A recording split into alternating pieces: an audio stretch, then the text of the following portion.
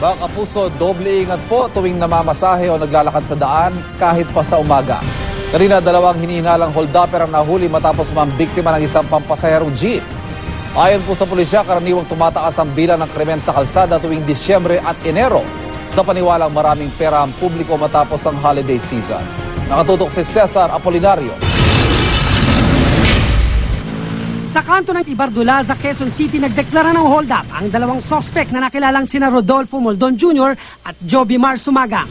Naganap ang krimen pasado alas 10 ng umaga sa loob ng isang pampasaherong jeep na biyaheng Fairview, Cubao. Sa pilitan daw, kinuha ng mga sospek ang mga gamit ng mga pasahero at saka tumakbo. Quick response naman kami dahil yung visibility ng mga BPSO namin dito, nakadeploy dyan eh. Isang concerned citizen ang nagsumbong sa barangay Sacred Heart, kaya agad silang rumisponde. Nahuli ang mga sospek, nakumpiska sa kanila ang mga gamit na ninakaw sa mga biktima. Pati ang bag na may lamang iba't ibang klase ng damit na gamit din daw ng dalawa para manlinlang ng mga otoridad. Yung nila kanina, statement nila, no? Pag nakagawa sila ng krimen, tinatapon na nila yung damit nila, yan ang pinapalit nila. Oo. So yun ang purpose. Yes, ito ang purpose nila para hindi sila ma-identified.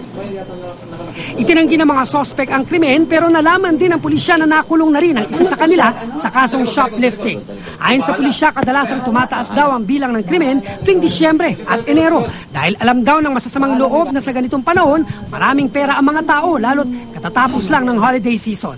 Sa tala ng PNP, tumaas ang bilang ng krimen sa lansangan noong 2011 na umabot sa 6,584 kumpara noong 2010 na umabot sa 5,919. Land area ng Quezon City, malaking Quezon City po kasi. Limang laki po ng Maynila ang Quezon City at marami din po kaming populasyon dito.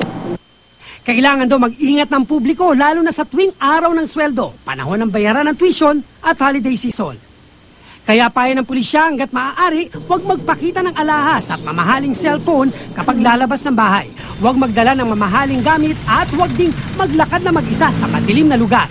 Kung magtataksi, alamin ang plate number. Kung mag-withdraw ng pera sa ATM, piliin ang maraming tao at maliwanag. Umiwas ding mag-park sa madilim na lugar at iwasang mamalagi sa sasakyan. Cesar Apolinario, nakatutok, 24 oras.